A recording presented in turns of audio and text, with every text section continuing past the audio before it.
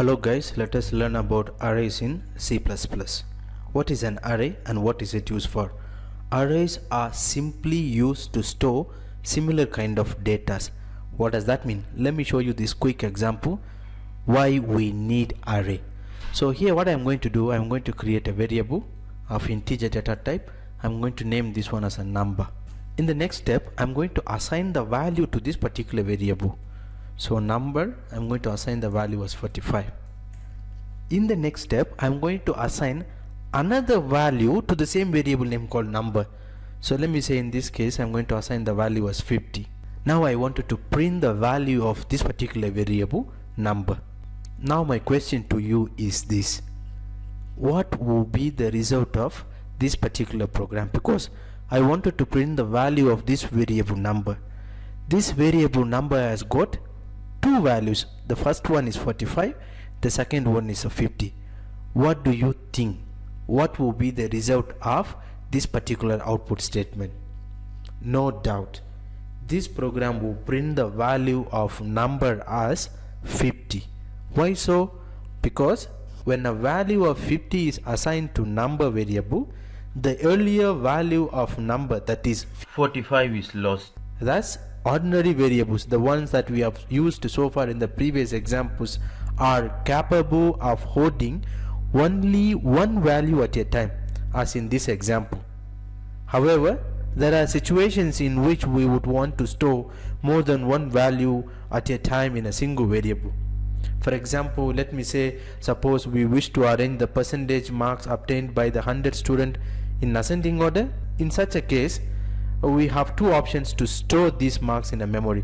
First option is this: if you want to store 100 students percentage mark, you can create 100 separate variable that will hold 100 students percentage. The second option is this: construct one variable that is capable of storing or holding the 100 values. So which one is better? Do you think that creating a 100 variable is a better option to store 100 values, or just create one that has the capacity of storing all the 100 values that you want to store?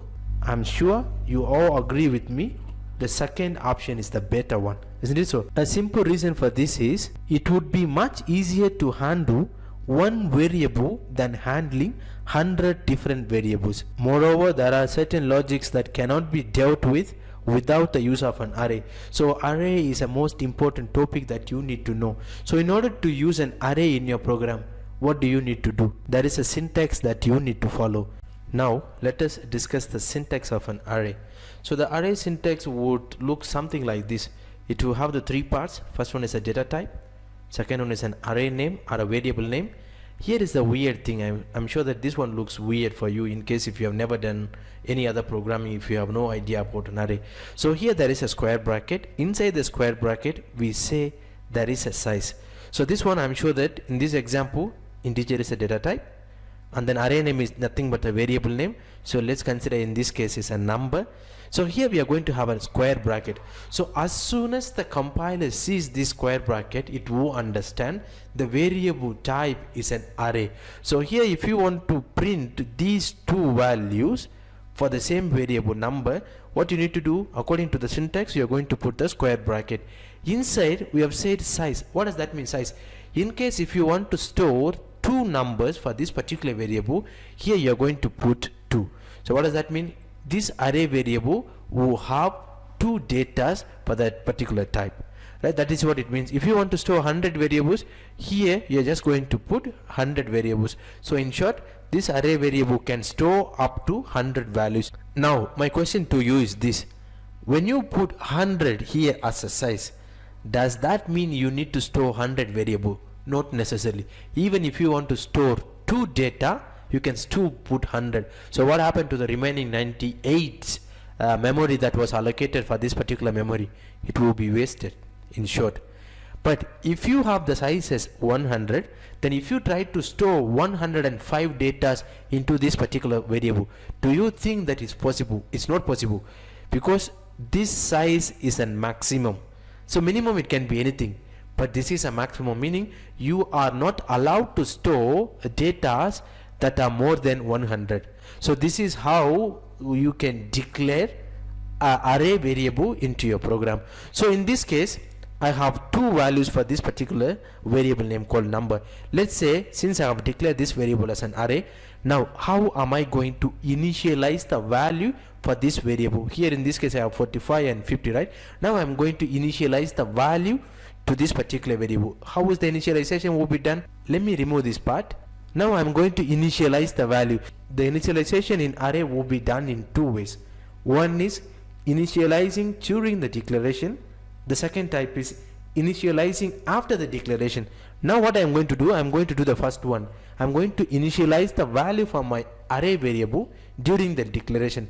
So I'm going to, this one I'm going to say just equal, just like the way that you have declared the value for the variable number before, number equals 45. Now I'm going to initialize the value for the variable number. In this case this is an array. So let's say I want to store two datas. What was the first value? 45. What was the second value? It was 50. So you're just going to use the curly braces. You're going to separate each value with a comma so that every value will be stored into this particular one variable. In this case this variable is an array variable. Previously it was just printing the second value, right? Now you can able to store up to 100 values to this one variable, just because this is of type what? Array. How is the compiler is going to know this is an array? After seeing this square bracket, the compiler will understand. So this particular variable is of array type variable. So the compiler will understand, okay, this variable can hold a values up to 100. The second type is initializing the value after the declaration. This is not after the declaration. This one is initializing during the declaration. When I say after the declaration, is simple. I'm going to say integer, I'm going to say number, and then here I'm going to specify the size. Let's say 4. In this case I'm allowed to store up to 4 elements for this particular number. So here I have declared. Now I'm going to initialize the value. So how am I going to initialize the value? Before I talk about how to initialize the value for this particular array variable, I wanted to remind you about one thing. Array works on an indexed based. So what does that mean, index based? Initially, let's say if you want to have access to this number, this is a first number, this is a second number. Let's say in case if you want to print the first number, you are going to say number, and then in bracket I'm going to say 1. Okay, what does that mean? Yes, this is my array. So let me remove this part for now. Let me comment this one, and then let me uncomment this one. So now this is my array. I have two data, right? Now let's say I wanted to print the data that is stored in the first position. So what do you think? So you might be thinking 45 is the first element and then 50 is the second element. So as soon as I put 1 in the square bracket, this square means it specifies an array, 1 means it specifies the location or a position where my first element has been stored. So you might be thinking, since I had put 1, so it's going to print me 45. But as soon as I run this one, you have seen it has printed 50, not 45. So what does that mean? Array works based on an index. So the index starts from 0. The array index starts from 0. What does that mean? The first element will not be stored at the first index. Instead, it will be stored at the 0th index. So the first element will always be stored at the 0th index. The second element will be stored at the first index. The 100th element will be stored at the 99th index, because the array works on a 0 based index. So for example, let's say this is my array. Here let's say my array size is 4. So this is first element, this is number 2, number 3, this is number 4. So the first element, it is working based on an index based. So the array index starts from 0. This is 0, this is 1, this is 2, this is 3. So the index is size minus 1. What is the size of this array? There are 4, right? But the index, the last value will be stored at this size minus 1 location, because the size is 4 but the last value is being stored at to the third index.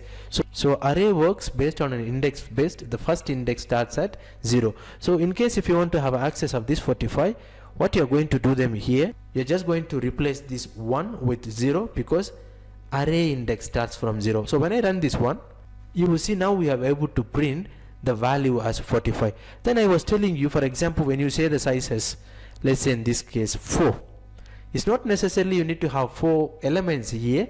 Even if you want to have 1, you still allowed to have them, but you're not allowed to have the 5th element. For example, let's say I'm going to add some more elements. How many do I have them here? There are 4. Let me say that is a 5th element. Here in this case, the size of an array is 4, right? But I have 5 elements here. So when I run this one, let's see what will happen. There is an error here. What is an error? Too many initializers for integer 4. So it's simply complaining to say, you know what, the size of the array is just 4, but what you have them here is more than 4, so I can't do anything with this one. So that is what the compiler is complaining. So make sure when you initialize the value for an array, it has to be equal or less than to this size of an array. In case, let's say, there is another way that you can initialize the value for an array. If you don't specify the size here, in this case it will accept because there is no size. So as long as you have initialized the value for this particular array as 5 elements, so by default the compiler would think, oh, maybe this array will hold 5 elements in it. So when I run this one, it will not complain. Instead it will print 45. As expected, it is printing 45 just because I have not specified any number here, meaning I have not assigned any size. So even if you wanted to store 100 elements here, the compiler would think maybe this array we are going to store 100 elements. So this is like a dynamic array where you can increase or decrease the number of elements in the array on a runtime. So even if you want to increase, you can do it. Even if you want to decrease, you can do it, as long as there is no size here. So you have that freedom of increasing the array or decreasing the array at the runtime. I hope now I have given you all the basics that you need to know about how to work with an array. Now I am going to give you a simple task. Previously we have seen how to declare an array variable, how to initialize the value, how to declare the value, so on and so forth. And then I have even showed you how to print the first element, second element, third element and fourth element separately, because if you want to print the fourth element, you're just going to see out and then you're just going to say the variable, and then in the square bracket you're going to specify the position, right? If you want to print the second element, you're going to say 1. If you want to print the third element, you're going to say 2, because it's a 0 based index. Now I'm going to give you a simple task, not whereby just printing one element from this particular array, but I want you to print all the elements from this particular array one by one. How can you do that? Simply we are going to use a for loop, isn't it so? So what is the use of for loop? For loop will help us to iterate through an array. For example, as soon as the compiler sees this one number and then array size is 5, is going to create a memory blocks here like this. Then the first one will be 0, 1, 2, 3, 4. Now we have assigned the values for this particular variable, right? So the first value will be stored in the 0th index, second value here like this. After seeing this one, compiler would do this one for us. Now I don't want you to just print the element at the first location or at the second index, because if you know how to print that one, I have showed you. Now instead of you printing only one element from this particular array, I want you to print all the elements from this particular array. In that case we can use for loop. Basically we use for loop to iterate through, right? So to move one position to another position. Now I am going to use a for loop. Inside I am going to declare a variable. For loop has got 3 things: initialization, condition and increment and decrement. So I am going to initialize a variable I is equals to 0, because first element from the array is being stored into the 0th index. So whatever the values that was stored into the 0th index, I want to start print until I reach the 4th index, isn't it so? So this one will go to the 0th index, then pick the value. Then the next one, this loop should execute until I less than 5. What does that mean? So the index will be up to 4. So I wanted to print all the elements until I reach the 4th index. That's the reason why this condition. And then I need to increment the I value every time so that I can move forward, isn't it so? Inside here is a place where you are going to write the statement that will print the elements from this particular array. So we know what is the statement for a print, cout. Now I'm going to pass the message as the elements are. Now where are you going to get the elements from? From these each indexes, right? So when I say this I, when the I value is 0, it will get the 0th index. When the I value becomes 1, it will get the first index value. So basically I'm going to put I. This I is an index of what?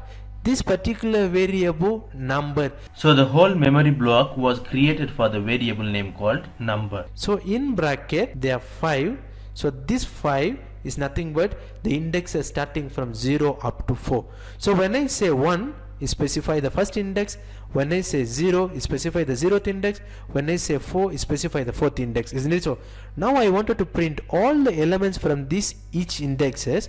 So instead of specifying the number, because I wanted to print everything, I'm going to specify I. What does that mean? Every time when the I value changes, because initially the I value is going to be 0, so it will take the element from the 0th index. In the next iteration the I value will become, so that it will pick the element from here, it will pick the element from here, so on and so forth. So here instead of saying I, because the whole array structure is for the variable name called number, in square bracket I'm going to put I.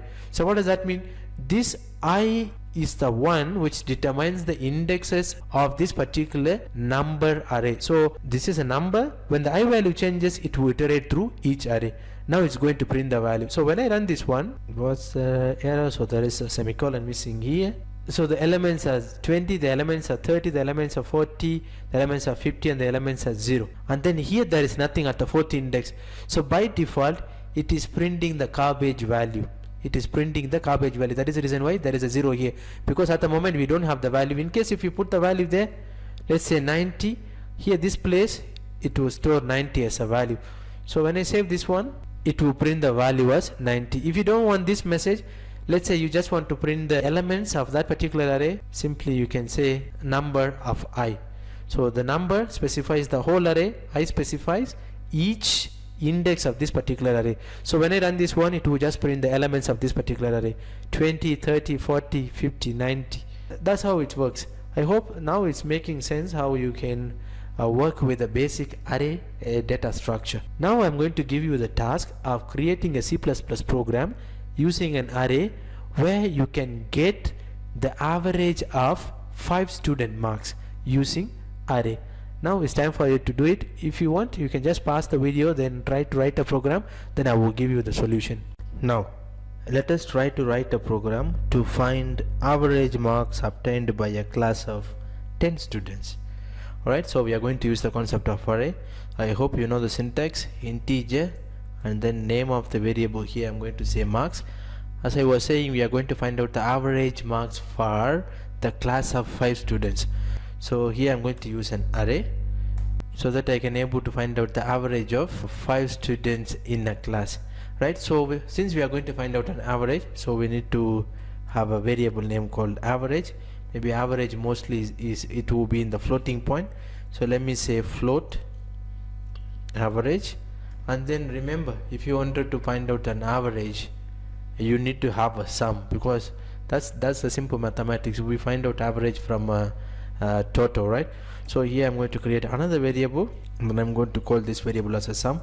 Initially I'm going to set this one to a 0, so that this variable will be initially set to 0, because initially the sum will be 0. Every time when I enter the mark, the sum will be added, right? So this is a basic requirement that we need. So you know what the compiler is going to do? As soon as it sees this step, that you have created an array variable, it will create this block. Since the array size is 5, so the index starts from 0 going up to 4.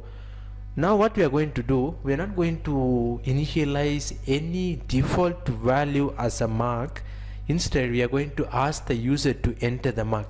So every time when the user enter the mark, let's say the user will enter the marks for the 5 students. The first mark is 10, 20, 30, 40, 50.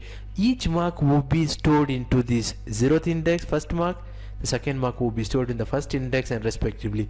So for that, what I am going to do, I am going to make use of the for loop, because the first value I want to store them in the 0th index. So I'm going to say integer I is equals to 0, so that the first value will be stored into the 0th index. Then the condition will be as I less than 5. I'm not going to set the condition as I less than or equals to 5. The reason is the last value will be stored into the 4th index, not in the 5th index. So as soon as it's reached 5, the control should come out of the loop, right? So The next one is I'm going to increment the I value for every iteration. Inside, what I'm going to do, since I have not set any default marks, so I need to get the marks from the user. So I'm going to say C out, enter the marks. Now I need to collect that mark. Since it's an array variable, C in, and then I'm going to make use of this variable marks. In bracket, I'm going to put I. So what does that mean? Here I'm sure that this one is clear, just 5 marks. This is just a variable. When integer I is equal to 0, when I value is equal to 0, I'm going to check the condition 0 less than 5, because I less than 5. If this condition is true, yes, the condition is true, it will come inside. When it comes inside, it is going to ask the user enter the marks. Now you are going to enter the mark.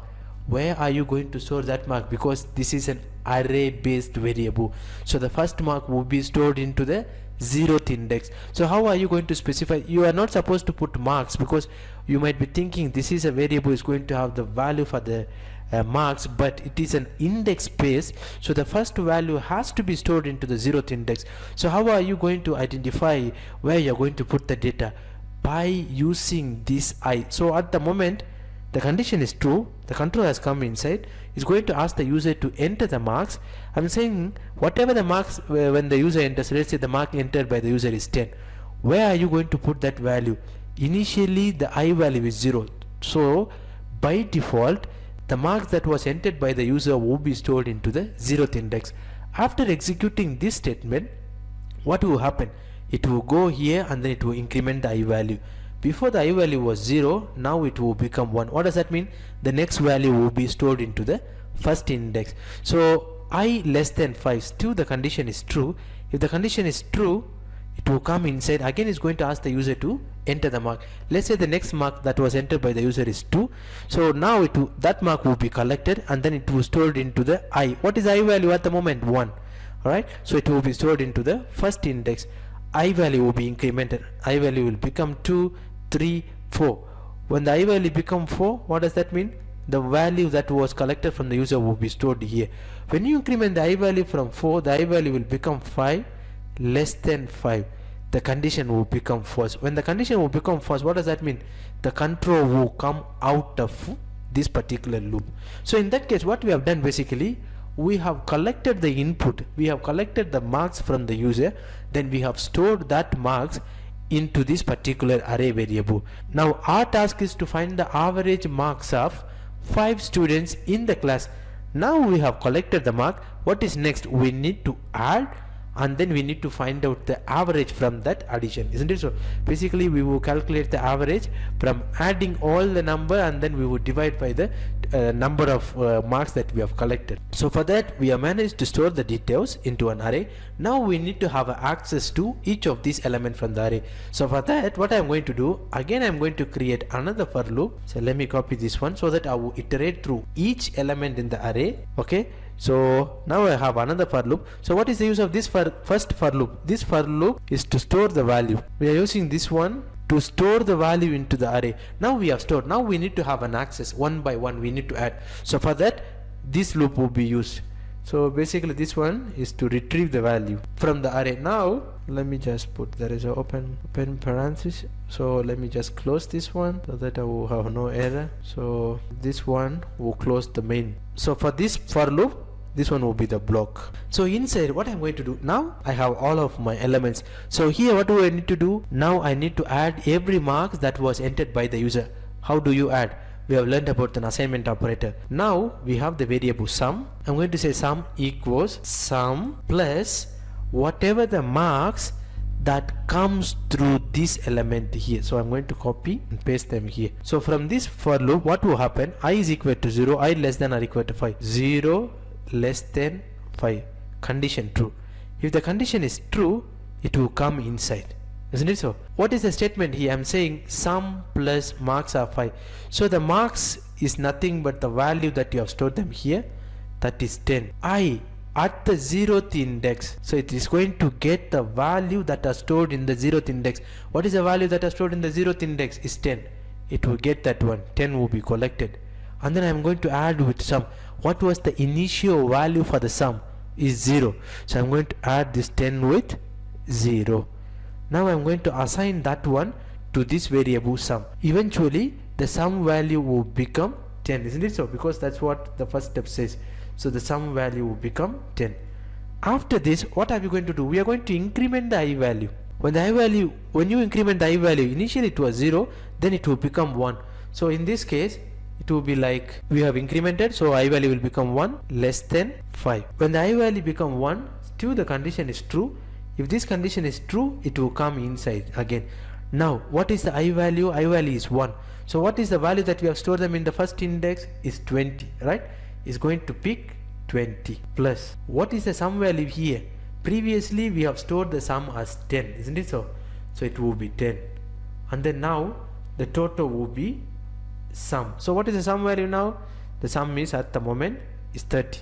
Again the control will go to the I plus plus. I will be incremented, it will add until you add everything. So 10 plus 20 plus 30 plus 40 plus 50, everything will be added. Now this sum will have the total of 90, 120, 140, 150, isn't it so? When the I value becomes 4 less than 5.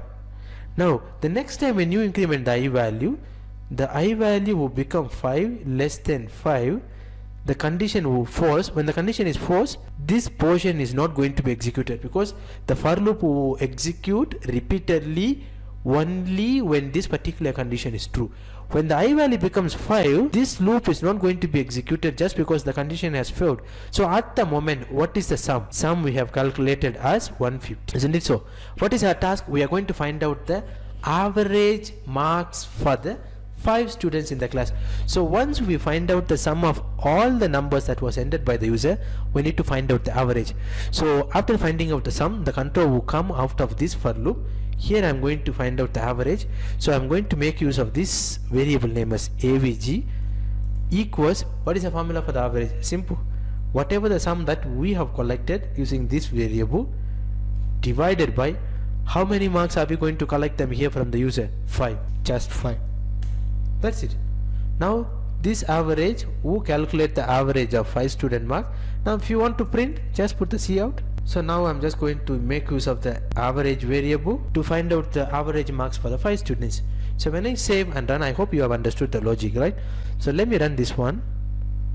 What's the problem? Let me close this one. I've missed the parenthesis. So enter the marks. I'm going to enter the marks. The first mark is, let's say, 10. Now I have collected the 5 marks from the user. Now the average, the total is 150. When you find out the average for the 150, there are 5 students divided by 5. The result is 30. Isn't it so? Exactly what you can see them here. So the use of array variable is to store more than one value to the variable. Now see the beauty of using the array variable. We have just managed to store 5 values into this one variable. If there is no array, we are going to create 5 different variables to store 5 different values. That is going to be a very tedious task. So this is the beauty of array. I hope now you have understood the need and the use of array in C++ programming. So in the next example, we are going to learn how to pass an array elements to a function. We have learned about the function in the previous class. Now we are going to learn how to pass array elements to a function.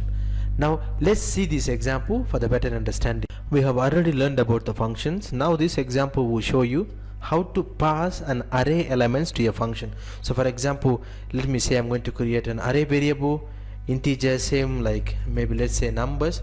Here I am not going to specify the size, because this one will give me an option of increasing and decreasing the array size and a runtime. So let me have some numbers here. So this is my array variable. Now what I'm going to do, I'm going to display all of these elements that are part of this array variable into a function. Let's say I'm going to create a function name called display. Using that function, I'm going to access the value of this particular array variable. So I'm going to name the function name as, let's say, void display, because I want to display the message. Since I have the function, so I need to declare the function. So let me declare the function here, put a semicolon at the end there.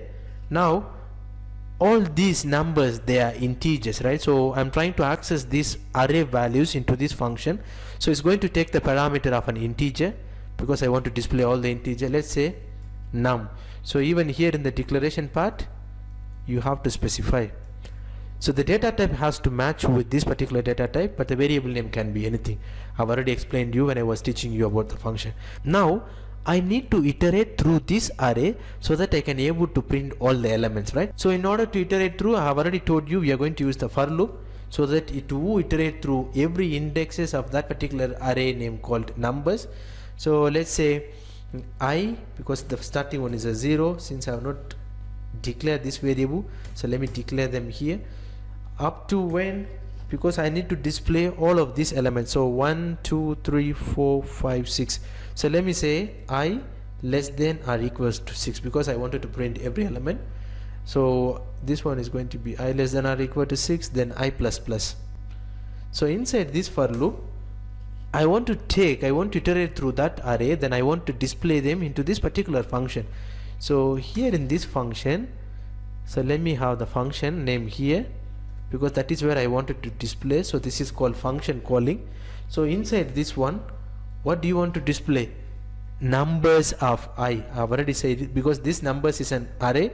This I will iterate through each indexes of that particular array, and then it will call the function name as display. So it will come here. So now we need to print that one, right? So here I'm simply going to say cout. What do you want to print now? This numbers value will be passed them here as a parameter. So here I'm just going to say num. I hope it's making sense. Let me just put enter. So when I run this one, semicolon missing, you see I have managed to print all the numbers from this particular array. I don't know where is this one come from, because 50 70 77 12 67 77 is okay, but where is this one is coming from? Yeah, the one has come just because I had put equal to 6, because remember this is an array index, so index starts from 0. So we have 6 here, so I just have to put less than 6 because the index will be up to 5. So that one is nothing but a garbage value. Since I have no value, so it's printing me a garbage value. So the conditions are very important, because if you go beyond the array size, then you will get an garbage value. So when I run this one now, you will see we have managed to print all the elements that are part of this array. But what we have done them here, we are passing this one to a function. So from the function we are able to print that details. So this is how you can pass an array elements to a function. I think this is what you need to know about an arrays in C++.